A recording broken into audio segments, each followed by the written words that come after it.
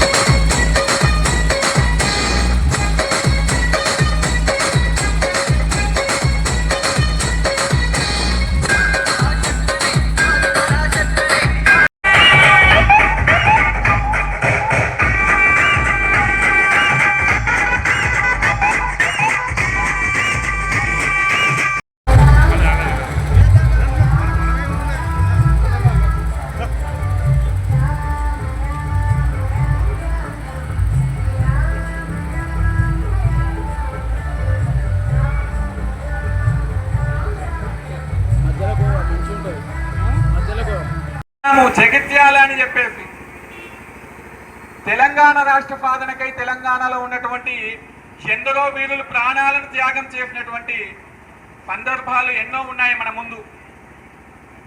మరి అటువంటి రాష్ట్రము లోపల భేదభూమి ధర్మభూమి అయినటువంటి మన యొక్క భారతదేశం లోపల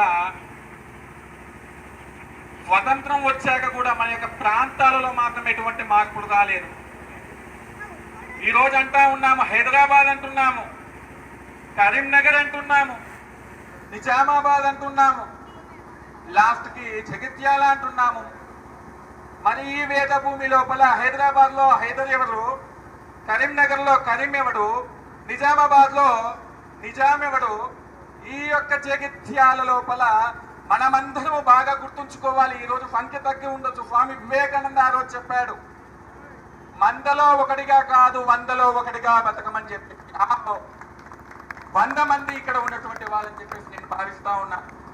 మరి ఈరోజు మన యొక్క జిల్లా కేంద్రం యొక్క పూర్వనామము జగదీశ్వరాలయం. నేను అనుకున్నాను ఆ ఆలయం సాక్షిగా అక్కడే మాట్లాడాలని చెప్పేసి, కానీ కుట్ర పన్నినటువంటి వీరు అక్కడి నుంచి ఇక్కడికి తరలించారు.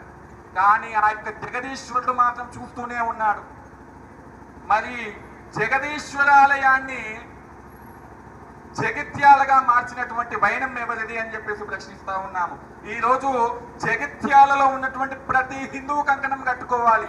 మా యొక్క పూర్వనామం ఏదైతే ఉందో జగదీశ్వరాలయమో ఆ జగదీశ్వరాలయంగా మన పేరును మార్చాలి, మన ఆలయాన్ని మనకు అప్పగించాలని చెప్పేసి ప్రయత్నం చేయడం ప్రారంభించాలి అని చెప్పేసి మనస్ఫూర్తిగా కోరుకున్నాను. మరి ఈరోజు ఈ కార్యక్రమంలో పాల్గొనడంతో పూర్తి కాలేదు. ఈరోజు ఏ విధంగా అయితే ఉత్సాహంతో పాల్గొన్నారో అంతకు మించిన ఉత్సాహంతో మన యొక్క దేవాలయాల సంరక్షణ కోసము ప్రతి ఒక్కరూ ముందుకు వస్తారని ఆశిస్తూ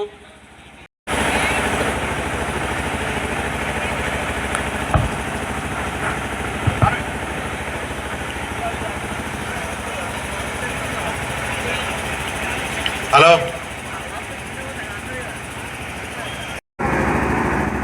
జగిత్యాలలో కనుక చూస్తే ఈ హనుమాన్ శోభయాత్ర మొత్తం కూడా కాషాయమయంతో దద్దరిల్లిపోయింది. నేను వచ్చేటప్పుడు ఆ కొండగట్ట ఆంజనేయ స్వామి ఆలయానికి వెళ్ళి వచ్చాము. అక్కడ జనసందోహం లేదు, కానీ ఈ యొక్క యాత్రలో మాత్రం జనసందోహం కనిపించింది. మరి ఈరోజు ప్రభుత్వాలను అడుగుతూ ఉన్నాము, ఎన్నో వందల సంవత్సరాల నుంచి కొలువై ఉన్నటువంటి మా యొక్క కొండగట్ట ఆంజనేయ స్వామి దేవాలయానికి సంవత్సరానికి 30 కోట్ల ఆదాయం వస్తుంది. కొండగట్టు అంజనకి సంవత్సరానికి 30 కోట్ల రూపాయల ఆదాయం ఉన్న ఆ 30 కోట్లలో 3 కోట్ల రూపాయలు పెట్టి సంవత్సరంలో అభివృద్ధి చేయలేకపోతుందంటే మేము హిందువులుగా ఉన్నటువంటి మేము హుండీలో డబ్బులు వేస్తే ఆ డబ్బులతో ఈరోజు ప్రభుత్వాలు నడుస్తూ ఉన్నాయి. మరి మేము హుండీలో డబ్బులు మా ధర్మం కోసం మా దేవాలయాల కోసం వేస్తే మీరేం చేస్తున్నారు? హుండీలో వేసినటువంటి డబ్బులను దేవాదాయ ధర్మాదాయ శాఖని పెట్టారు. ఆ శాఖ పేరుతో మేము వేసినటువంటి డబ్బులను మా దేవాలయాల కోసం 10% ఖర్చు పెట్టి మిగతా 90% పడుకున్న శివాలకి సగభాగం ఇస్తే నించున్న శివాలకి మిగతా భాగం ఇచ్చేస్తున్నారు. ఎవడప్ప సొమ్మని చెప్పి మా యొక్క దేవాలయాల ఈ శివాలకు దాడబోతున్నారు అనేది ప్రతి ఒక్కరం ఆలోచించాలి.